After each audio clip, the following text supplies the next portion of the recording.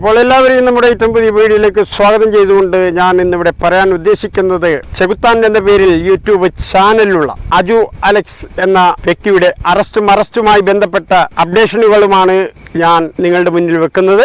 ഇതിനു മുൻപ് ഞാൻ ഒരു വീഡിയോ ചെയ്തിരുന്നു. ആ വീഡിയോയിൽ ഏറെക്കുറെ ലഭ്യമായ വിവരങ്ങളെല്ലാം ചേർത്തുകൊണ്ട് ഞാൻ ഒരു വീഡിയോ ചെയ്തിരുന്നു. അതിൽ നിന്നും കൂടുതൽ അപ്ഡേഷനുകൾ കണ്ടെത്തിയതിന്റെ പേരിൽ അതുമായി ബന്ധപ്പെട്ട് മറ്റൊരു വീഡിയോ ചെയ്യുന്നു. അപ്പോൾ നമുക്ക് വീഡിയോയിലേക്ക് പോകാം.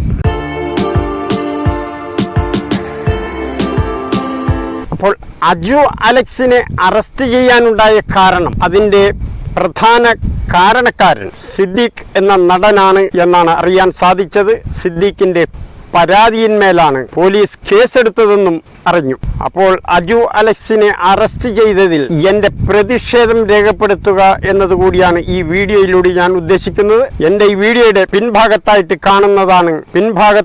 കാണുന്ന വീടാണ് സിദ്ദീഖ് എന്ന സിനിമാ നടന്റെ വീട്. അദ്ദേഹത്തിന്റെ വീടിന് മുൻപിൽ തന്നെ ചെന്നുകൊണ്ട് ഞാൻ ഈ വീഡിയോ ചെയ്യുന്നതിന്റെ കാരണം ഇതൊരു പ്രതിഷേധ സൂചകമായിട്ടാണ്. അജു അലക്സ് മോഹൻലാലിനെ അപമാനിച്ചെന്നും ആക്ഷേപിച്ചെന്നും അധിക്ഷേപിച്ചെന്നും ഇത്തരം ചാനലിലൂടെ അപമാനിക്കുന്നവരെ വെച്ച് പുറപ്പിക്കില്ല എന്നും ഒക്കെ പറഞ്ഞുകൊണ്ട് അദ്ദേഹത്തെ അറസ്റ്റ് ചെയ്യുകയുണ്ടായി. അദ്ദേഹം ഹാർട്ട് പേഷ്യന്റായതിന്റെ പേരിൽ മാത്രമാണ് ഇടികൊള്ളാതെ രക്ഷപ്പെട്ടത്. കൂടുതൽ ദിവസം ജയിലിലിട്ട് പീഡിപ്പിക്കാതെ രക്ഷപ്പെട്ടത് അദ്ദേഹം ഹാർട്ട് പേഷ്യന്റ് ആണ് എന്നുള്ള ഒരൊറ്റ കാരണം കൊണ്ടായിരുന്നു. അകാരണമായിട്ട് യാതൊരു അറസ്റ്റ് ചെയ്യാനും മാത്രമുള്ള കഴമ്പൊന്നും ഇല്ലാത്ത ഒരു വിഷയത്തിൽ അദ്ദേഹത്തെ അറസ്റ്റ് ചെയ്തത് ശരിയായില്ല.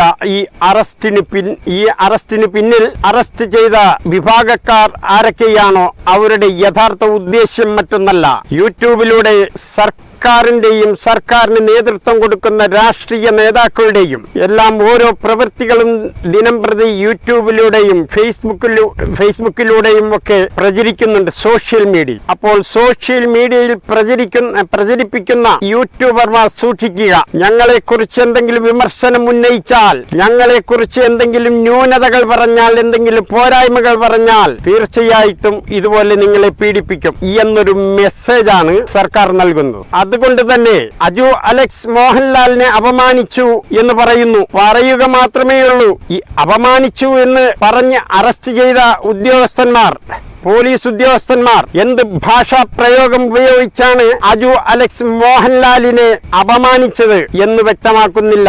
യാതൊരുവിധ സൂചനയുമില്ല. അപ്പോൾ ഇതുമായി ബന്ധപ്പെട്ട് ഞാൻ വിശദമായി അന്വേഷിച്ചപ്പോൾ അജു അലക്സ് മോഹൻലാലിനെ അപമാനിച്ചിട്ടില്ല എന്നാണ് അറിയാൻ സാധിച്ചത്. അപമാനം എന്ന് പറഞ്ഞാൽ മാനത്തിന് ഹാനി വരുത്തുക. ഈ ഹാനി വരുത്തുന്ന പ്രവൃത്തികളൊന്നും അജു അലക്സിന്റെ ഭാഗത്തു നിന്ന് ഉണ്ടായിട്ടില്ല. അപ്പോൾ ഇത് സൂചിപ്പിക്കുന്നത് യൂട്യൂബർമാരോടുള്ള വെല്ലുവിളിയാണ്. യൂട്യൂബർമാരെ നിങ്ങൾ സൂക്ഷിക്കുക, ഞങ്ങളെക്കുറിച്ച് പ്രശംസ ചൊരിയുക, ഞങ്ങളെക്കുറിച്ച് വാഴ്ത്തിപ്പാടുക, ഇതാണ് സർക്കാർ നൽകുന്ന സൂചന.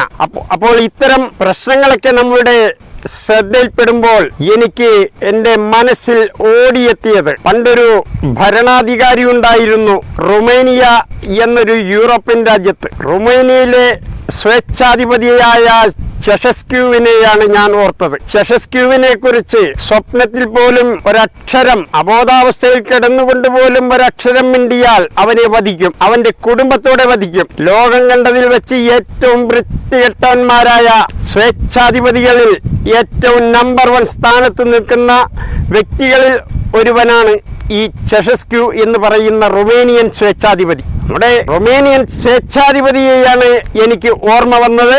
അജു അലക്സിനെ എന്തിനാണ് അറസ്റ്റ് ചെയ്തത് എന്ന്. അജു അലക്സിനെ എന്തിനാണ് അറസ്റ്റ് ചെയ്തത് എന്ന വാർത്ത അജു അലക്സ് പുറത്തിറങ്ങിയതിന് ശേഷമാണ് എനിക്ക് മനസ്സിലാക്കാൻ സാധിച്ചത്.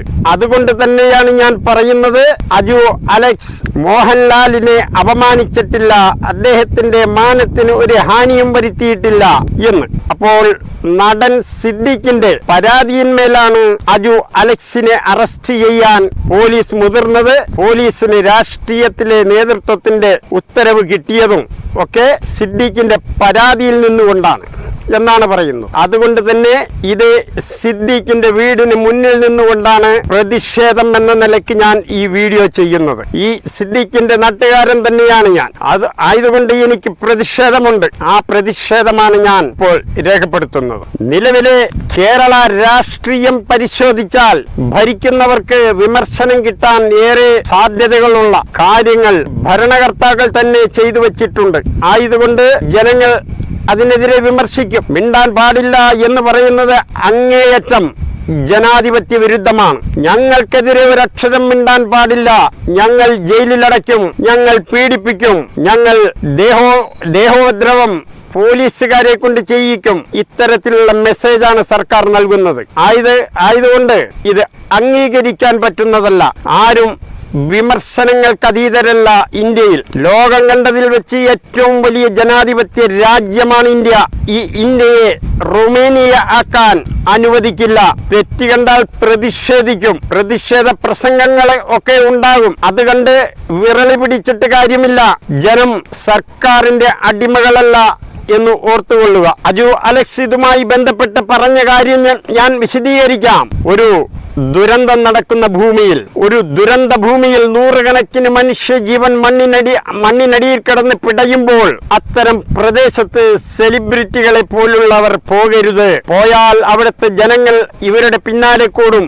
അങ്ങനെ കൂടുമ്പോൾ അവിടുത്തെ രക്ഷാപ്രവർത്തനം തടസ്സപ്പെടും. അതുകൊണ്ട് പോയത് ശരിയായില്ല.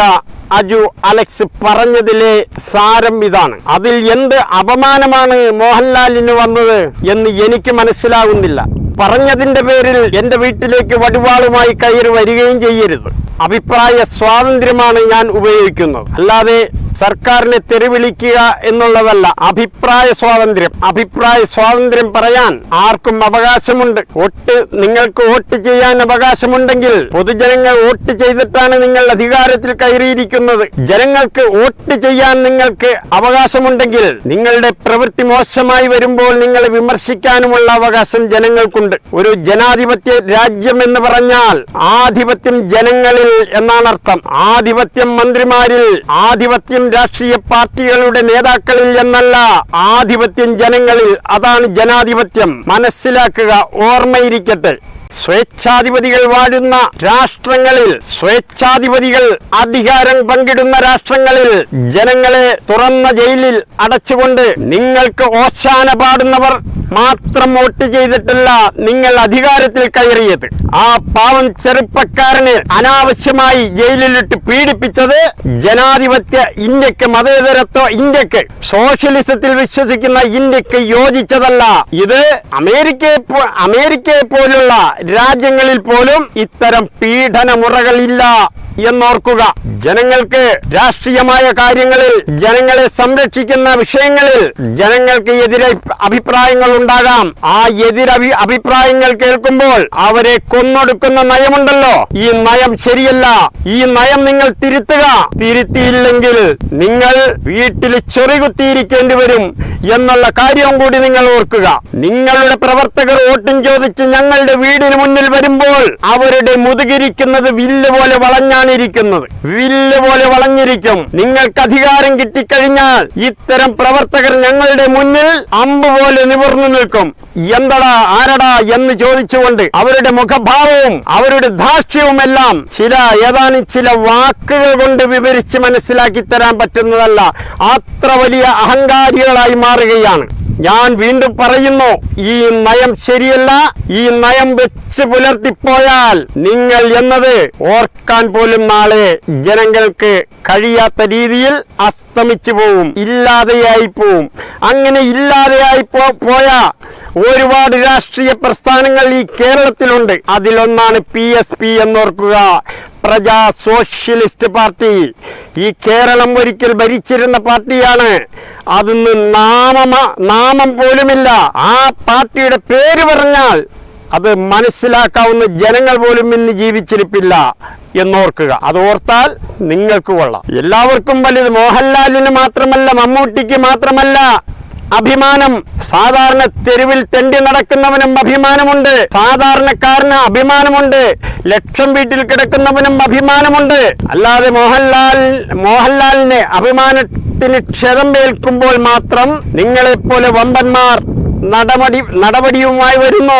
എന്നാൽ ഇവിടെ അജു അലക്സ് എന്ന ചെകുത്താൻ ചാനൽ ഉടമ അജു അലക്സ് മോഹൻലാലിനെ അപമാനിച്ചിട്ടില്ല. എന്ത് വാക്കുകൾ ഉപയോഗിച്ചാണ് അപമാനിച്ചതെന്ന് ധൈര്യമുണ്ടെങ്കിൽ നിങ്ങൾ പത്രമാധ്യമങ്ങളിലൂടെയും ദൃശ്യമാധ്യമങ്ങളിലൂടെയും പ്രചരിപ്പിക്കേണ്ടതാണ്. എന്തുകൊണ്ടാണ് ആ അപമാനിച്ച വാക്കുകൾ നിങ്ങൾ മറച്ചു വെക്കുന്നത്? അത്തരം അപമാനം അജു അലക്സിന്റെ തൊണ്ടയിൽ നിന്നും പുറത്തു വന്നില്ല എന്നുള്ളത് തന്നെയാണ് യാഥാർത്ഥ്യം. ഇത് ഇന്ത്യ മുഴുക്കെയുള്ള, പ്രത്യേകിച്ച് കേരളം മുഴുക്കെയുള്ള യൂട്യൂബർമാരോടുള്ള വെല്ലുവിളിയാണ് എന്നാണ് ഞാൻ മനസ്സിലാക്കുന്നത്. ആയതുകൊണ്ട് നിങ്ങൾ ജനപക്ഷത്ത് നിന്ന് ഭരണം നടത്തുക. അതല്ല, നിങ്ങൾക്ക് ഈ ഒരു പീരീഡ് മാത്രം ഭരിച്ചാൽ മതിയെങ്കിൽ ആയിക്കൊള്ളുക. നിങ്ങളുടെ തോന്നിവാസം നടക്കട്ടെ. ഇസ്ലാമിനെയും മുസ്ലിമിനെയും ഒക്കെ, ഇസ്ലാമിന്റെ പ്രഗത്ഭരായ നേതാക്കളെയൊക്കെ അപമാനിക്കുന്ന വ്യക്തികളെ കുറിച്ച് ഞാൻ പറഞ്ഞിരുന്നു. അവരുടെ ചിത്രങ്ങളും എന്റെ വീഡിയോയിലൂടെ കാണിച്ചു. അവർക്കെതിരെ ഇന്നും ഒരു ചെറുവിരൽ പോലും അനക്കിയിട്ടില്ല എന്നോർക്കുക. അതിന്റെ അർത്ഥം നിങ്ങളെപ്പോലുള്ള രാഷ്ട്രീയ പ്രസ്ഥാനങ്ങളാണ് ഇത്തരക്കാരെ കൊണ്ട് ഇസ്ലാമിനെയും മുസ്ലിങ്ങളെയും തെറിവിളിപ്പിക്കുന്നത് എന്ന് തന്നെയാണ് വിശ്വസിക്കേണ്ടത്.